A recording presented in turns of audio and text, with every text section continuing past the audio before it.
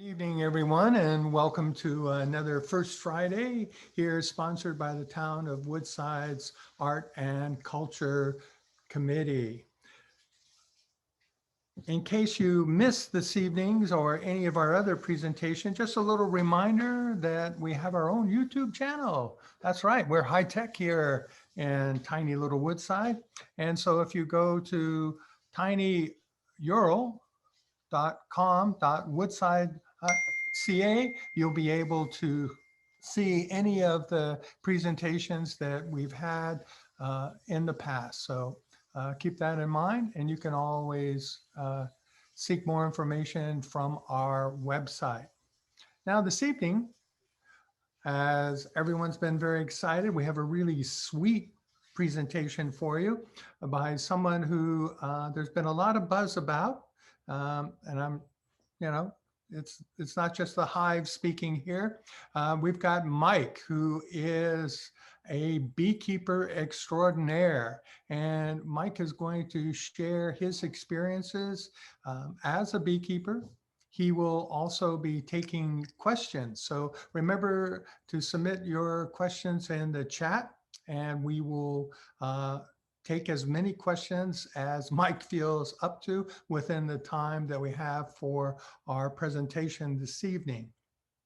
So I hope you're all well and staying healthy, wearing your mask to keep safe.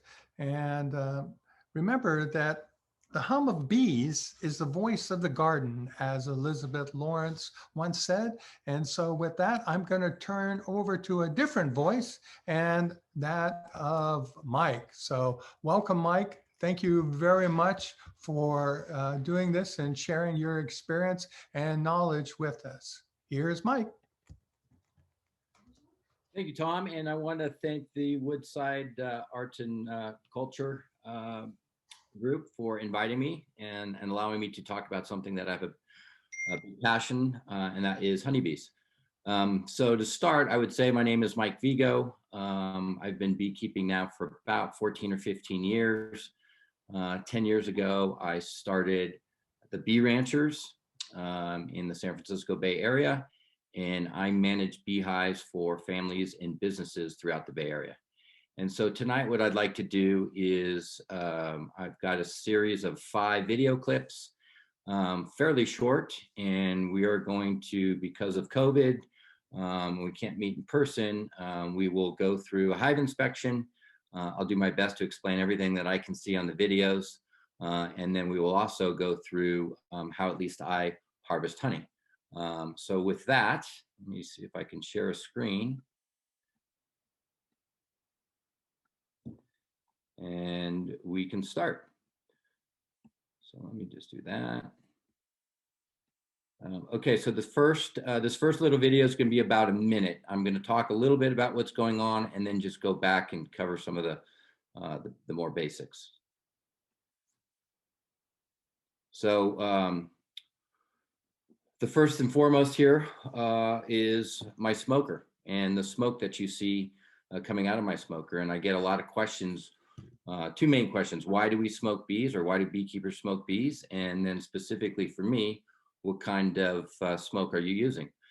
So we smoke bees for 2 primary reasons. Reason number 1 is honeybees communicate 2 different ways: mechanically, where they're touching and feeling. And remember, they're doing this in a colony, whether it's a managed bee box like you see here, or the cavity of a tree where it's dark. So they're touching and feeling each other. You might have read or seen the waggle dance. That's all how they communicate mechanically. The other way they communicate is chemically via pheromones.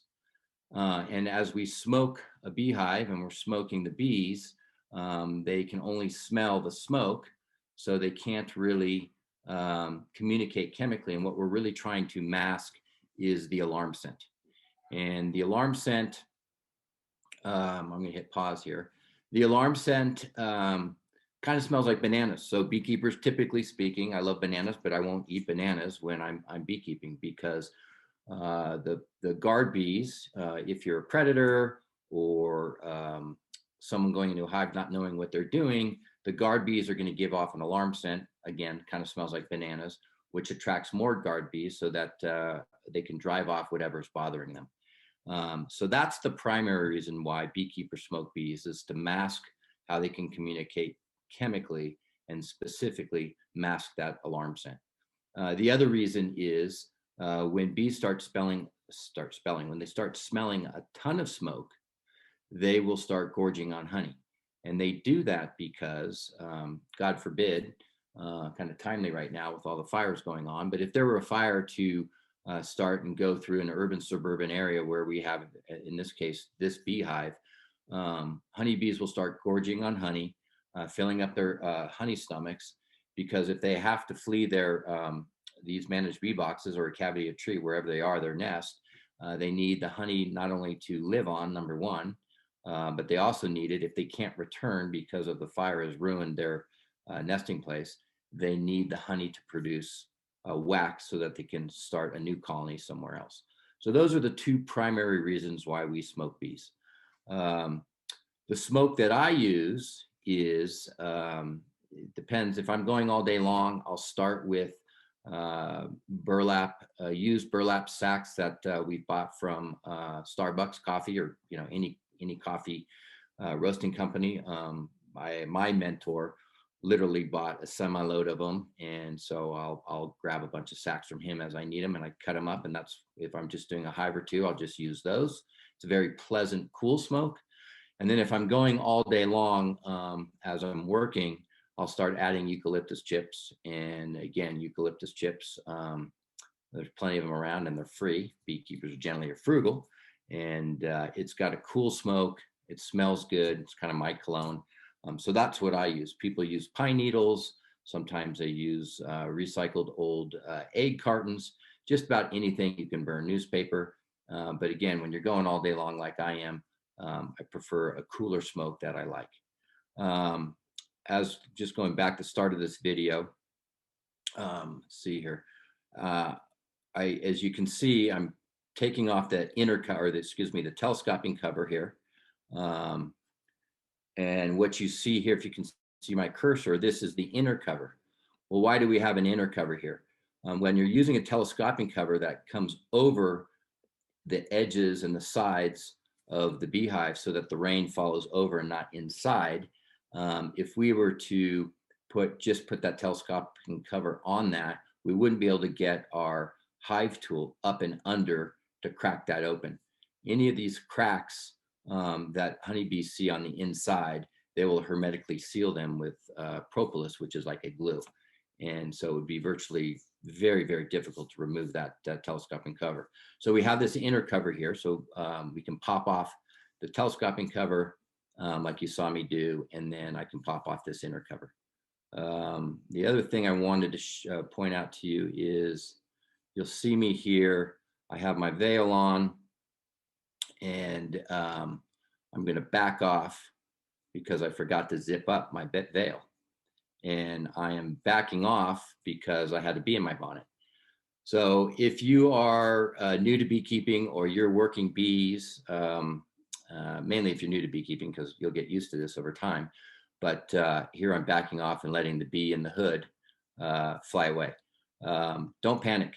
When you're looking through your veil and you can see the wings and the back of the bee, that's, you're looking, the bee's trying to get out, and that's all she's trying to do.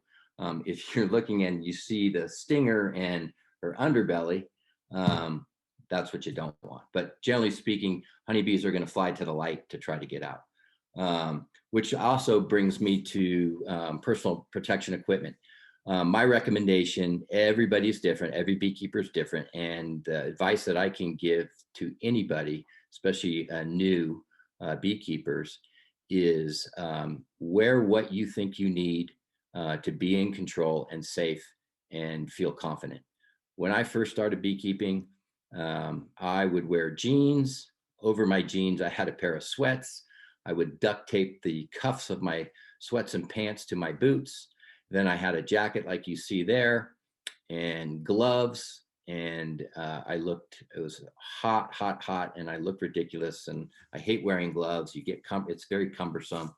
So eventually, as I got more comfortable, I just wear this jacket. Sometimes I have a veil on, sometimes I don't. I know my bees, And but my main thing is I want to be in control, because if for some reason I screwed up, or the bees just were ornery that day, if it's too hot, or sometimes if there's ants in the hive, or if skunks or raccoons were bothering them the night before, they can be a little on edge. And you don't want to be in a position where you go in there blind and you don't have your protection on.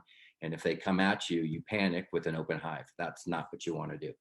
So again, there's lots of videos out there on beekeeping. Some people, some beekeepers are fully protected with veils and gloves and everything and full suits. Others are not. And I don't have a problem with anything as long as those beekeepers feel that they're comfortable and that they're in control. So let me go to, so that's the first video. And again, if there's any questions about this, we can cover it towards the end. So let's go to the next one here. So in this next video, it'll last a couple minutes.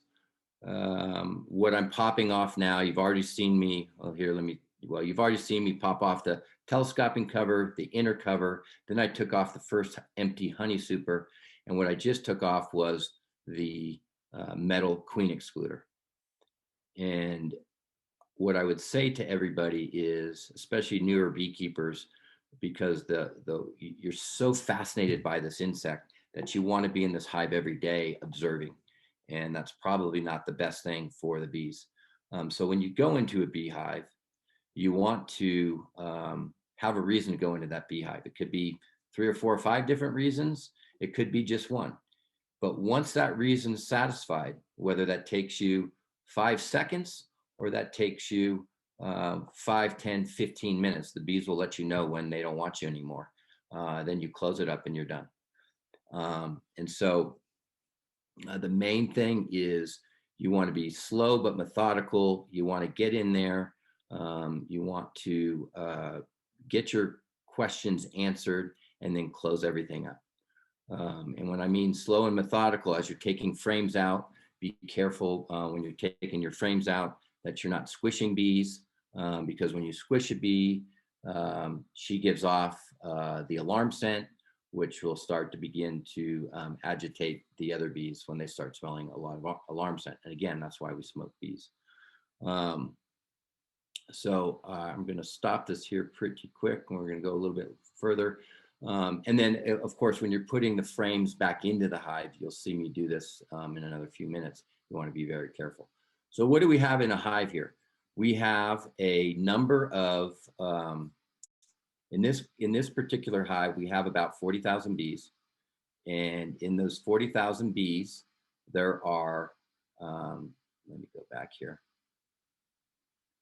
There are roughly, well, there's one mated queen. And that one mated queen, I was pointing out right about, let's see here, right there. So if you can see my cursor, there's the queen. And what she's doing here is, let's see, she went back up. Let's go back this. Sorry about this. So what she's doing there, so you can see the queen, here she is, her abdomen. Queen's about 1.5, maybe 2 times the size of the regular worker bees. And again, if we have 40,000 bees in this colony, there's one mated queen. There might be a couple hundred male drones, and the rest of the bees, the 39,800 or 799 bees, are all female worker bees. And the female worker bees do all of the work. But going back to, I'll get back to them in a sec, but finishing off with this queen, what you see here walking around is she is looking for these open cells. When a new bee hatches out, one of the first things she does is clean her room. She cleans her cell. And when she's finished cleaning her cell, she'll leave a pheromone in that cell stating that this cell is ready for a new egg to be laid. And so this queen is going around. All she does all day long is go around putting her head in cells looking for a cell to lay an egg in. And she'll do that all day long. A queen will lay anywhere from 1,500 to upwards of 2,000 eggs per day, every day of her life. and that's more than her body weight each day, and that's her sole purpose, is to grow the colony and manage the colony's population. The male drones, what they do, they don't have stingers. So let's see here, back here, I think we had a male drone that we tried to point out.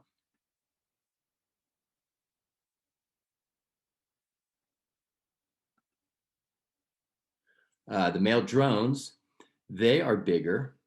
They have big bulgy eyes, kind of a flat, hairy butt. They don't have stingers, so they can't defend their hive. And their main purpose in life, their only purpose in life, is for reproduction, to mate with the queen. And they don't, like I said, they don't have stingers, so they can't defend the hive. They don't go out and forage to bring back food for the colony. All they do is eat, sleep, and if they're lucky, maybe not, they get to mate with a queen. The mating of a queen happens where a virgin queen will, and we'll talk about this a little bit further along, but since we're talking about the male drones, the virgin queen will hatch out, spend a few days acclimating herself. Basically, she'll fly straight out in the air as high as she can go until the last 15 or 20 male drones in the area, not necessarily from the hive that she came out of, can mate with her. And the last 15 or 20 that can catch her as high in the air, that's basically Darwin. The stronger shall survive. She gets a good genetic diversification from the different sperm from those male drones.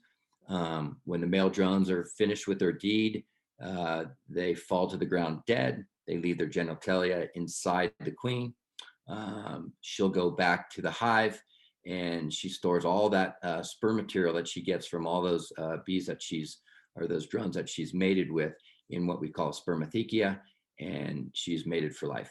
And in theory, that is the only time she leaves the hive. We'll table that rest of that for another video. So that's the queen, and that's the male drone. The rest are the female worker bees that you see all over here. And as we're watching this video, it looks like chaos, but to me, it's organized chaos. The female worker bees are cleaning the hive. They are producing wax to be able to construct the comb off the foundation so that the colony can, the queen can lay eggs in it and they can raise their brood so that the colony can store nectar and pollen. And they defend the hive.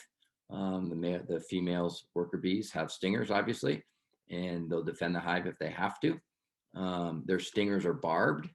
So when they sting you and they fly off, they leave the stinger and a venom sac inside wherever they've stung you.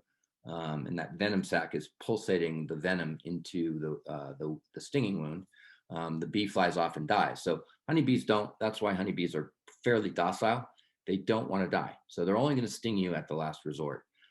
So as my grandfather used to tell me, if you have a honeybee land on you, don't panic. Act like a tree, because honeybees don't sting trees. So that's the female worker bee. As they mature from a physiological standpoint, they have different jobs to do in the hive. And if we remember back in our biology days, I want to go back in our biology days, the 4 stages of an insect, specific to honeybees, the queen will lay her egg. On the 3rd day, that egg hatches out and enters the larval stage. On the 8th day, that larva gets capped over like we see here and enters the pupa stage.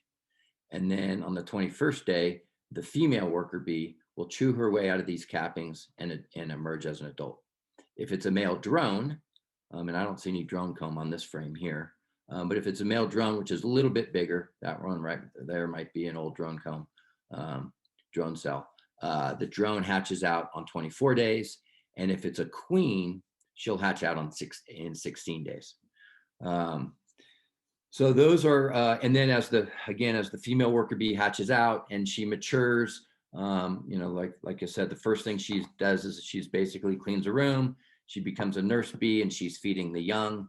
As she gets a little bit older, her wax glands start to come in, and she can be an architect and start producing wax to dry out more comb. As she gets a little bit older, she'll be a guard bee, or she'll defend the hive. If she's lucky, at least I'm assuming if she's lucky, she gets to be a royal attendant, where she just strictly tends to the queen. She feeds the queen, waters the queen, makes sure the queen's clean, so that all the queen has to worry about is laying eggs. And then about the last 10 days, 2 weeks of a worker bee's lifespan, she becomes a forager, and she goes off and collects 3 things is all they need: water, pollen, which they convert to what we call bee bread, and that becomes their protein source, and then nectar from flowers and trees and shrubs in the area. They bring the nectar back, they're adding enzymes and proteins, regurgitating the cell, and that they start what we call a ripening process, and eventually that becomes honey. And when the nectar comes into the hive and is deposited in the cells, the moisture content is roughly 24%, which is too high. The one thing that can absolutely destroy honey is water. It will cause honey to ferment over time. So the bees are constantly fanning inside the hive. The inside temperature of the hive is roughly 93, 94 degrees, whether it's 105 degrees in Woodside, as it can get, or 30 degrees in Woodside, as it can get, or anywhere else. They're either huddled up like penguins, taking moving their muscles and their wings, vibrating their wings to stay warm, or in the summertime, in the spring and summertime, when it's starting to get warmer temperatures, they kind of fan out, they spread out, they're fanning their wings strategically inside the hive. On super hot days, you'll see them bearding on the front of the bee boxes or the cavity of a tree, or whatever the case might be. They're fanning the air to create air circulation that goes into the hive. You've got bees strategically placed within the hive, fanning their wings to get kind of a convection going, and they're trying to evaporate the moisture content in that in the honey. And once it gets down to about 17 or 18% is when they cap it over. It becomes honey. That becomes our carbohydrate that they can rely on down the road. And to the extent that they're able to produce copious amounts of honey, the beekeeper can take off and harvest throughout the year. So I think those are the main topics I wanted to. Oh, the other thing I wanted to point out is for the newer beekeepers, or anyone in general, in this beehive, so this is a standard 10 frame Langstroth hive. If you could picture, if I were to center, say, a soccer ball in this hive, front to back, side to side, and top to bottom, that's where the brood's going to be. That's where the queen's going to be laying her eggs, and that's where the colony's going to be raising the brood. As we get further and further away from the center of that soccer ball towards the edges of this bee box, that's where all the food's stored. And they do that for 2 reasons. One is the honey and the pollen, or the bee bread, becomes an insulating factor for the brood inside. And then also the nurse bees that you can see in here, all they have to do is go up to here to grab some nectar, or typically let me just go a little bit further. So typically again, the center is where you're going to find the brood, larvae and eggs. And then there's going to be an outer band here of pollen. And then up at the top is going to be nectar or honey. So the nurse bees, they just have to go up a little bit to feed the young on each frame. And so if we go back to here, where I'm just opening it up, we have 10 frames. Typically, the first 2 frames on, if this is 1, 2, 3, 4, 5, 6, 7, 8, 9, 10, 1 and 2 are going to be food stores. Maybe 1/2 of frame number 3 will be food stores. The other half will begin the brood chamber. And then it's fairly symmetrical in a full hive as we get to frames 8, 9, and 10. So I did want to point that out. So moving on, let's go to the next. I think I want to go right about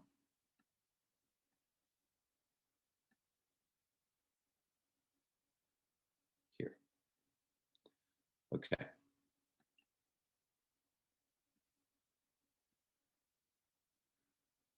So right there was a queen cell.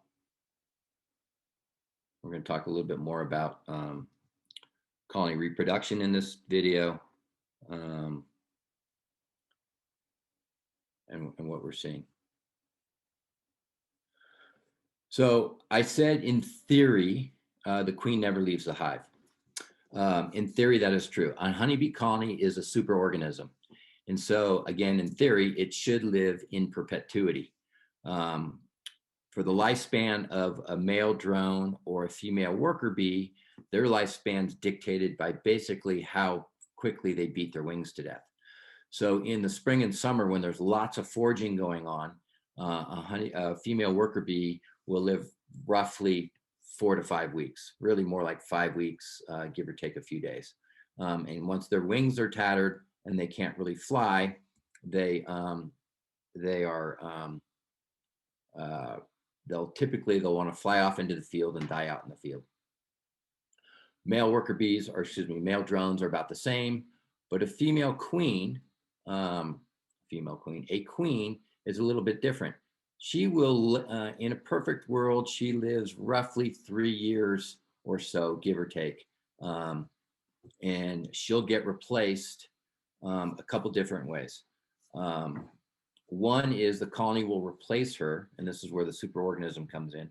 The colony will replace her when the colony detects that she's running out of eggs to lay. She only has a finite amount of eggs, and her egg laying will start to slow, and the colony will detect that. The female worker bees will give off a pheromone saying, hey, we've got to raise a new queen, and they will make what we call here a queen cell, or in this case, it's a queen cup. And so all these cells that you see here are cells where the queen will lay eggs to raise female worker bees and male drones. However, a queen, she's a little bit bigger, a queen cell hangs off this frame vertically and is shaped like a peanut shell. And this is a supersedure cell. So when you see these queen cups, if they're at the bottom quarter or third of a frame, those are going to be swarm cells. And if they're on the top quarter third of the frame, those will be either emergency queen cells or supersedure cells. In the case of the supersedure cells, that's the natural order where the colony wants to supersede the queen because she's old or injured and she's just not producing. And so I generally will leave these here because I believe Mother Nature knows best and the colony knows best if they truly want to replace a queen. Swarm cells are something entirely different. In the Bay Area, swarm season is roughly the second, third week of February and lasts through about the middle of June. And if you can remember, or if you can picture a bell curve, and at the top of the bell is going to be the summer solstice on June 20th, which is the longest day of the year. And then the tails are going to be the shortest day of the year, December 20th, the winter solstice. A honeybee colony revolves around the sun. So as we're coming out of the winter months, the December 21st, 22nd, 23rd, the colony will detect and the queen will detect that the days are beginning to get longer. And so the queen will begin to ramp up her egg laying so that she has as many foragers as she can once the springtime nectar flow hits, so that they can go out and gather and forage food, bring it back to the hive so that they can have enough resources to make it through the fall and winter. And as we get through the summer solstice and the days are beginning to get shorter like we are now here in August, the queen will start laying less because she naturally wants to reduce the colony, the population in the colony, because she doesn't want to have to feed 40, 50, 60,000 bees in the wintertime when there's not a lot of forage out there and there's not a lot of foraging days because of the colder weather. Now in the Bay Area, we have this great climate, so it's a little bit different with us. But if you can imagine the Northeast or the Midwest, where sometimes colonies are under snow, there's no foraging going on. So when we're coming out of the winter solstice and the colony is ramping up the population, the queen's ramping up the population, it's getting bigger and bigger and bigger. As beekeepers, one of the jobs that we do is to manage the room that the colony has. So we're constantly adding boxes to a point, and every beekeeper has a different methodology in that regard in terms of how many brood boxes they want to manage. But it doesn't matter whether it's a managed bee box or the fixed colony, a fixed cavity in a tree. The colony will detect that it's run out of room, so they will start producing these queen cups down here, which become swarm cells. And they will take eggs that the queen has laid anywhere in here, put it in these swarm cells. And sometimes I'll walk into a hive inspection during that time of the year, again, middle of February to about the middle of June. And sometimes I'll find 10, 15, 17 queen cups down on the bottom. And that tells me they're getting ready to, they're thinking about swarming. So you're either going to add room or you're going to have to figure out how you're going to manage that, because we don't, generally speaking, we don't want honeybees to swarm in an urban suburban setting for two reasons primarily. One is most of us want honey, so you're going to lose half your population when a colony swarms off with the mother queen. And number two, we want to mitigate swarms flying through the neighborhood. So we can split hives where we can take a crowded hive and split it into 1, 2, or 3 newer hives that are smaller and add new queens there or new queen cells there. Or we can cut up swarm cups. Those are the main things. Or just when you see a lot of drone, when you see a lot of drone comb, that's another sign that a colony is going to get ready to swarm. But anyway, so they'll take the eggs, put them in these swarm cups. If we don't do anything at all, let's just say we had 10 swarm cups in here. The colony those queens are going to begin to hatch out. Well, a few days before they hatch out, the existing mother queen will fly off with roughly half the colony of bees. And that's how honeybees propagate. And so if you see a swarm of bees, do not panic. They gorge themselves on honey before they leave, and they have no home to defend. So they're as docile as they're ever going to be. And what they'll do is that swarm of bees will swarm somewhere relatively close to the mother hive. That could be at the branch of a tree, branches of a shrub. I've taken swarms off bumpers of cars, off fence posts and fences. Sometimes I've found them on the ground, on the grass, but they're there huddled around the queen, and they begin to send off scout bees to find a permanent home, which could be an empty managed bee box somewhere. It could be an empty cavity of a tree. It could be the joist bay of somebody's house.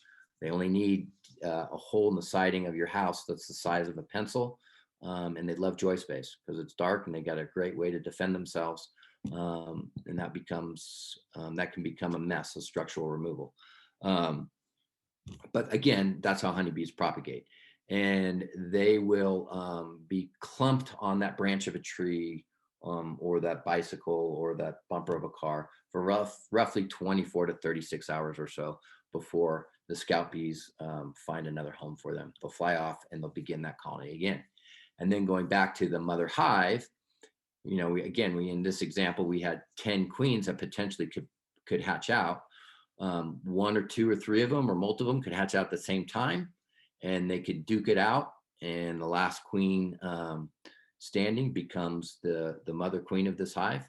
Or one queen will hatch out first, and she'll go around and she'll kill the rest of the queens that are in the capped queen cell. And then they take over. And again, that's where you get that superorganism in perpetuity. So the genetics of the mother queen get passed down to the daughter queen. She'll spend a couple days in the hive acclimating herself. Then she'll go off on her mating flight. She'll collect genetic material or sperm from other drones in the area. And again, the strongest survive. And that's how a honeybee colony perpetuates. The other reason, so I think that was it through here. If you see a swarm, again, don't panic. They're not going to bother you. If you see them land on a branch of a tree or the bumper of a car, or whatever the case might be, the best thing to do is to call a beekeeper. So because we're talking to the Woodside Arts and Culture Association, the closest place in that, the closest bee club in that area is the San Mateo Beekeepers Guild.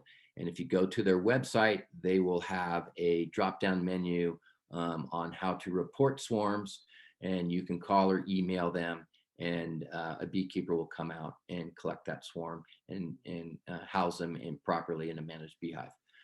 So there's many, I don't know where everybody is around here that's participating on this video, on this Zoom call, but there are many bee clubs throughout the Bay Area, as well as many bee clubs throughout the United States. So the last thing you should do, obviously, is don't panic. Certainly don't poison them. Don't spray water or hoses on them to get rid of them. Call a beekeeper. Beekeeper's going to want to know the size of them compared to a, you can compare it to the size of a football or a soccer ball. They're going to want to know how high off the ground they are, and they're going to want to they want permission to be able to get them off your property. Okay, let's go to the next one. And we want to start here at 438. So I'm going to go forward here.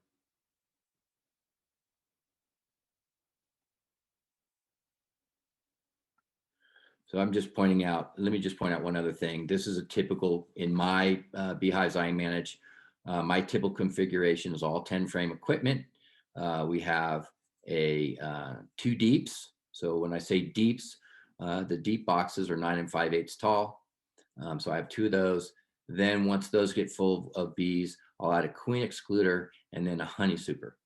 And the honey super, what we call them, I use mediums, which are 6 5/8.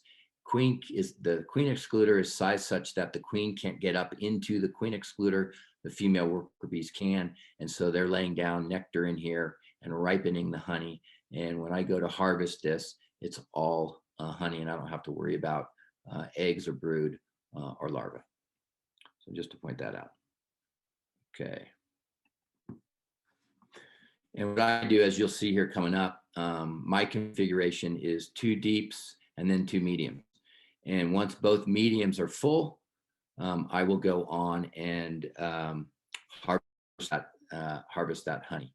And if we're lucky, oh man, I still maintain that we should be harvesting twice a year in the Bay Area. Once in for the springtime nectar flow, which takes place, usually beginning of May through about the end of June, and then a second time, September, October timeframe for a fall nectar flow or a fall honey harvest. With the droughts that we've had, especially this year, it's going to be real tough. So here we have, this is luckily, we have a hive that this is a springtime nectar flow. This is honey that the bees have collected in the springtime. You can see here that the honey has ripened, the bees have capped it over, honey lasts forever, and the bees will use this surplus honey as food stores down the road. Just to squelch any questions you might have about me robbing the honey from the bees and them not being able to survive, the 2 brood chambers down here, these are packed full of bees and packed full of food. I don't add honey supers until I know there's plenty of food stores in these 2 boxes for the bees to make it through the wintertime. So how I harvest honey, and I find it for me in the way I operate my business is super simple, is going back to here, is I shake and sweep bees off 1 frame at a time. Commercial beekeepers, what they will do is they're collecting, boxes upon boxes upon boxes over, scores of hives, and they'll typically they will use a modified, I want to call it an air gun, but it's like a gas blower where it just gently blows the bees out of the frames, and they can just take the boxes away in 1 box. I do it 1 at a time, like you see here. So once we have the honey, the ripened honey, taken off the hives, we'll bring it into a closed area, and we begin the extraction process. Generally speaking, 1 full frame of honey like you see here will yield about 3 pounds of honey. So each full medium super will yield roughly 30 pounds or so of honey when we harvest. And so the way I do it is I have a hot, sharp knife, and we're just skimming off, uncapping the cells of the honey, so that when we put it in the extractor, which is right here, we spin the honey out, it slings to the side, which we'll see in a second, and we can collect the honey through this honey gate here in a honey bucket with a filter on it. All we're doing is filtering out any wax particles, maybe any bee parts or debris that we pick up. These dark spots on this frame here, this is obviously all glistening honey. These darker spots are pollen deposits. So sometimes the closed cells are below the top and bottom bar of that frame that my knife can't get them. So I go back to with an uncapping fork and open those cells up. This particular extractor that I use can do 12, I can spin out 12 frames of honey at a time. The honey gets spun out, as we see here, collects down at the bottom of the extractor. And when there's enough collected down there, I open this honey gate. You can see the honey pouring out. And mind you, this was on a beehive not more than a half an hour before. And we use a sieve or a filter, again, to filter out the wax particles in there. It goes through the sieve into this honey bucket. You can see it right there, raining honey. And then once the honey bucket is full, in this particular case, the client uses a wonderfully clean, it's a very clean funnel, and fills, you can see, jars the honey that way, filling up the honey here, and you're done. And so that's a very basic description of how at least I beekeep.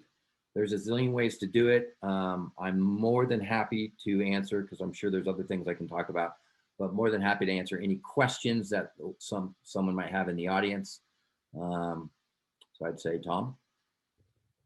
Hey, Mike, thank you for a fantastic and very interesting presentation. And yes, you are right. We have questions.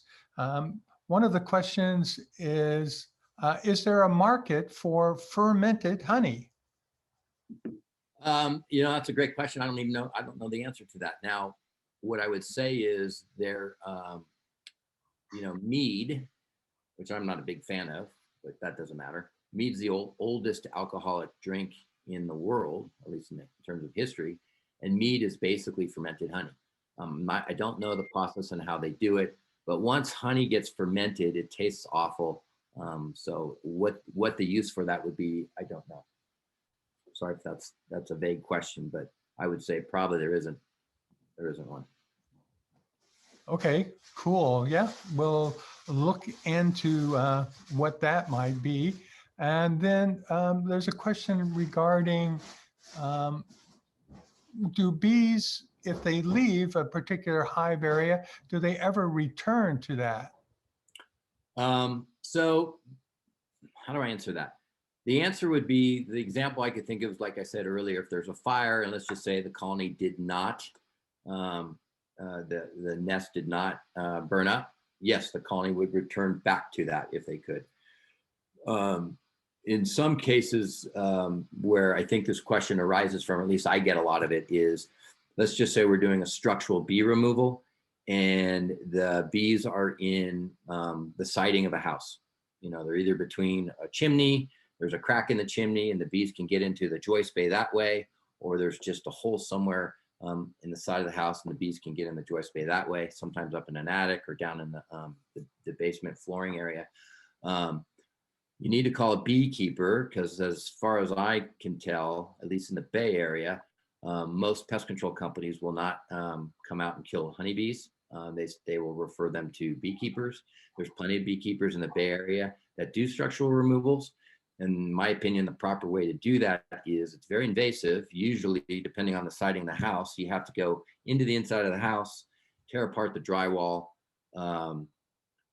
Usually what I would do is suck those bees out with a bee vacuum, which is a modified vacuum. The suctions has been modified enough to lower it to where it can suck up the bees but not damage them. Take all the bees out of there, then go back and take all the comb that's in that joist bay, remove all that. Then you need to prime and paint it to get rid of the smell in that joist bay, and then you could cover it up. The mistake people make is, like I'm not a contractor. I can go in there and I can take apart some drywall to get to the bees and remove the bees and do all that, but you have to have a contractor come in and replace all that. I don't do that. Some beekeepers do. But the mistake that's made is you got to find the entrance to that outside. Because if you somehow go in there with poison in there, yeah, you might kill the colony and they die out. But if you're not going to remove that comb, which has honey and nectar and pollen in there, that's food.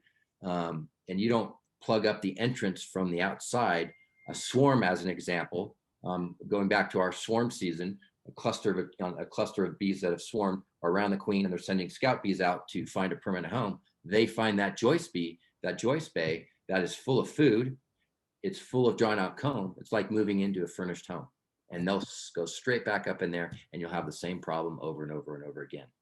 So I hate to say trust me, because I was raised saying don't trust anyone who says trust me.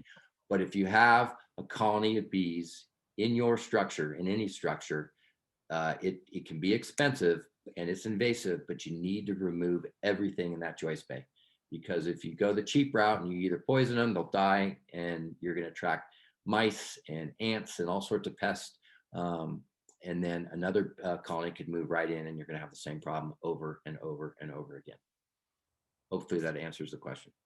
I think that it does. Now, another question is, do hives need to be in the sun? It's a good question. Yes and no.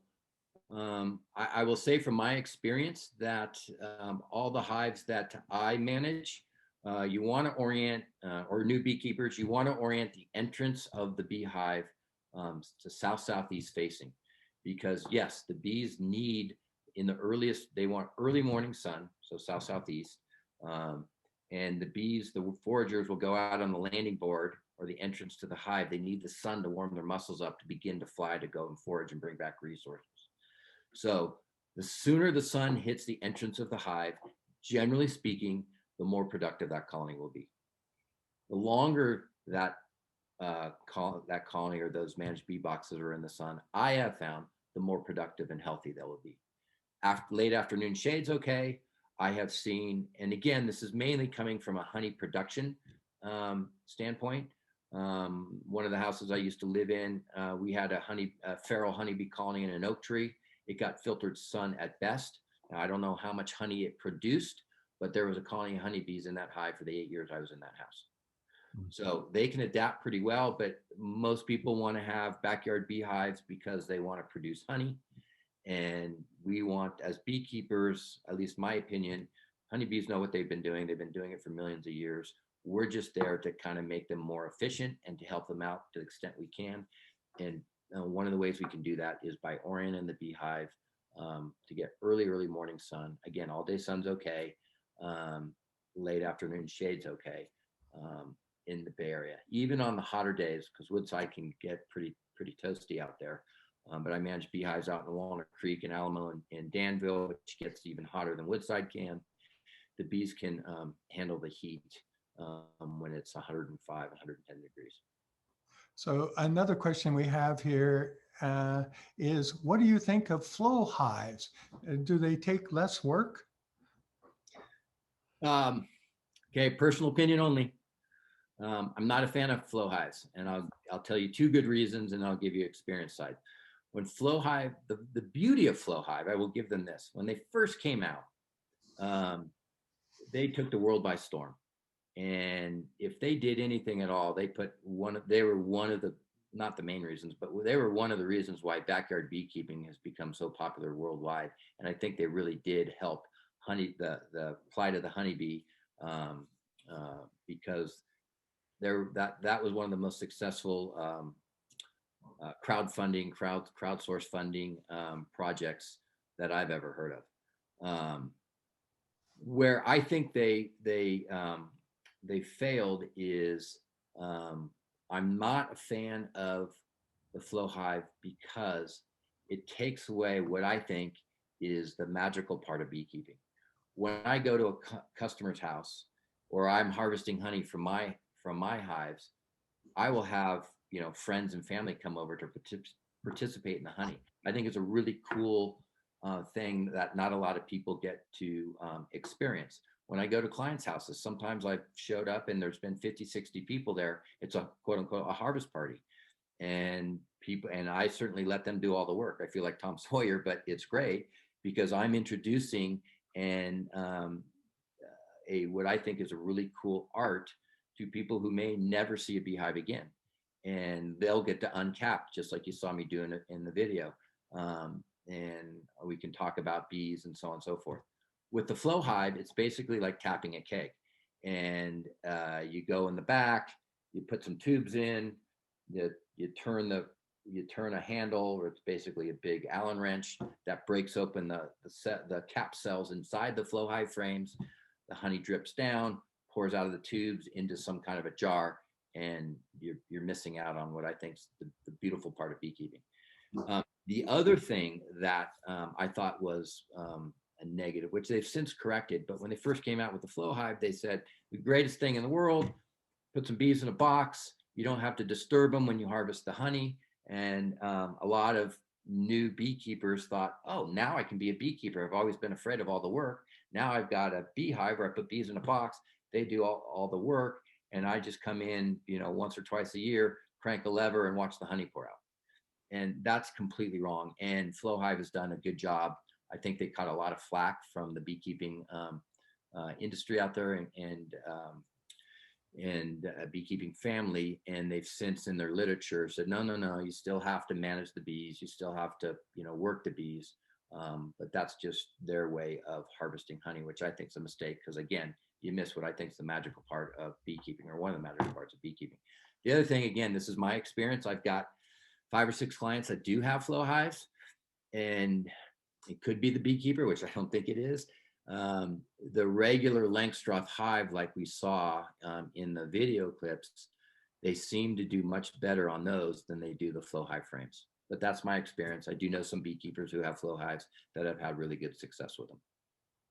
Okay, thank you for that. And then this is an interesting question because we all know there are many different species of honey and honeybees, I should say. And we have a question here, how to distinguish honeybees in my garden, and do they intermingle with other bees? Here in California, I think we have 1,600 native pollinators in California alone. Honeybees are not native to the United States. They're the European honeybee is what you are familiar with. That came, you know, the Pilgrims back in the 1600s brought those over, and they started populating and growing because we have a pretty good climate. But they're not native to the United States, and certainly not native to California. But honeybees do, you know, what I see when I'm checking hives and I'm going through these gorgeous gardens that I get to visit on a daily basis, I'm seeing bumblebees and carpenter bees and mason bees and plenty of native pollinators. I don't even know what they are. I know there's sweat bees out there, but the answer is yes, they can commingle. Honeybees are the most efficient because they're the biggest they're a social insect. They need, they live in perpetuity. A lot of the specialized native pollinators, some of which only emerge from their hibernation, if you will, for a certain flower or plant that comes into bloom in a certain time of the year. And then once that bloom is over with, could be 2 weeks, it could be longer, they go back and kind of hibernate, which is probably not the right word, but they go back into the ground and come back out the following year when that certain plant that they're specialized to pollinate opens up again. So yes, they do coexist. They do get along. If you actually watch, you know, if you have a big batch of lavender or rosemary that's in bloom, just watch it. And I like to stare in the middle. Your peripheral vision picks up all the activity everywhere. And a lot of times I'll see bumblebees, which are the biggest bullies. They will chase off every other bee, but it's fun to watch. So again, I don't know if that answers a question, but they do commingle. And then we have a question about, do honeybees exist in arid climates, like a desert? Well, the answer to that would be yes, but it wouldn't be the European honeybee. So the European honeybee, the family that I use are the Italian honeybees. They have buckfast honeybees. They have New World Carnelian bees. There are Russian bees, which we like to call the KG bees. They are the African bees. So let's talk about the African bees for a second. That's usually an arid colony. An arid climate. Africanized honeybees, or Africa, which is Apis mellifera is European honeybees. Apis scaletta would be African honeybees.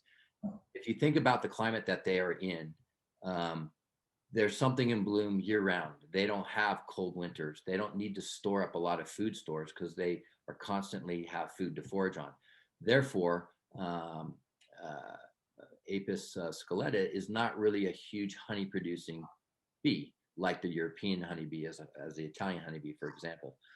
So they, generally speaking, are not a great honey producer. And furthermore, their colonies don't get super big because a lot of times they've got predators that will go after them.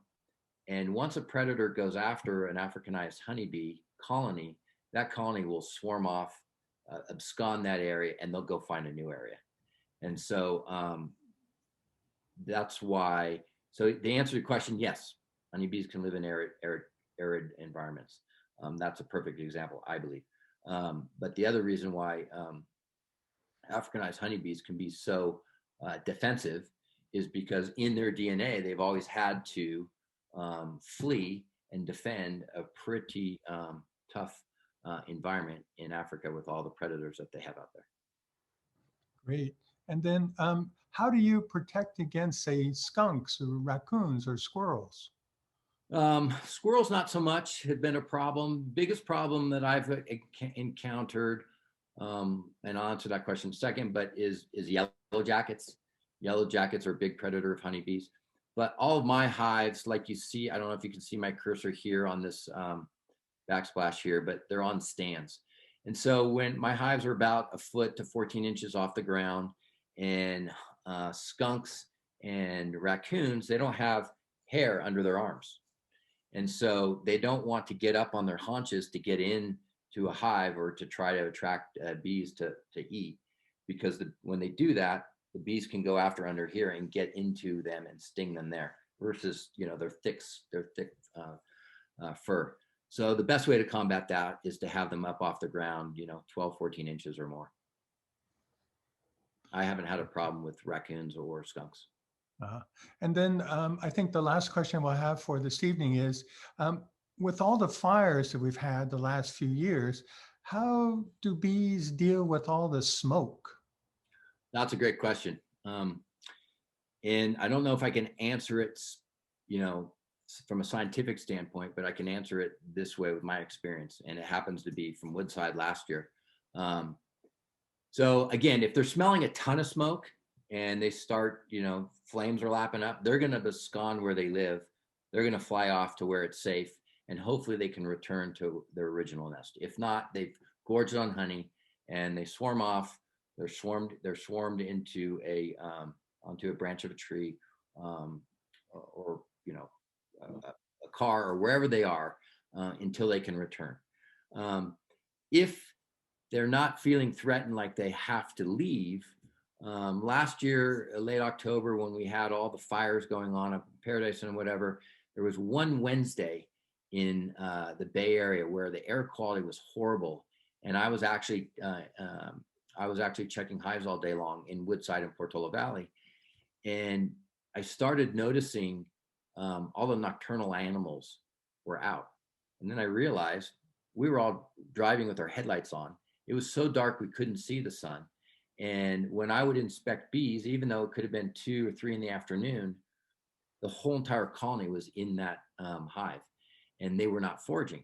And they weren't foraging because they couldn't see the sun. And honeybees orient themselves to the sun, and when they can't see it, they think it's nighttime, and they're all staying inside. We check hives during the middle of the day because roughly a third of the colony is out foraging, and so there's less bees to have to deal with and have to handle when you're going through an inspection.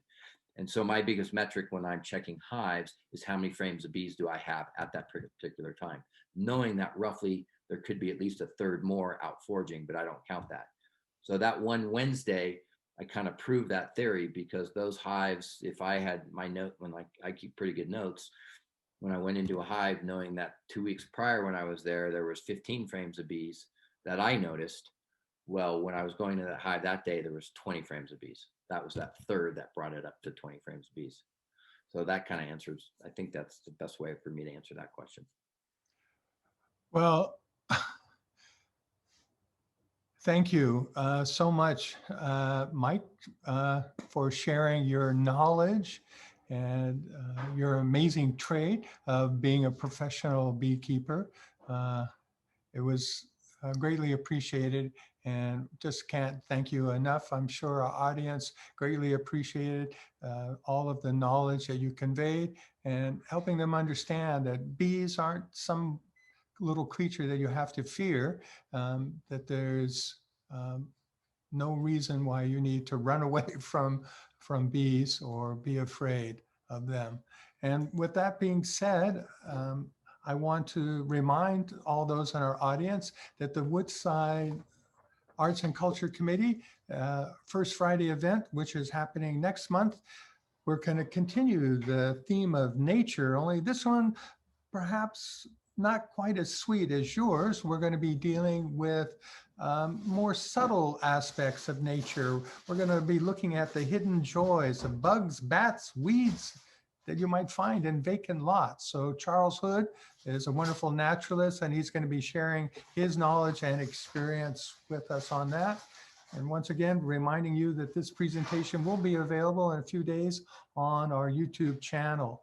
And just to end, once again, thank you, Mike. I wanted to leave you with a quote that perhaps in the world that we currently live in is more appropriate. And that is, hope is the only bee that makes honey without flowers. So with that, I wish you a wonderful evening. We look forward to seeing you next week. Thank you again, Mike, so much for joining us this evening. And I want everyone to please stay safe and healthy. And thank you again for joining us. Good night. Thank you for having me. Good night.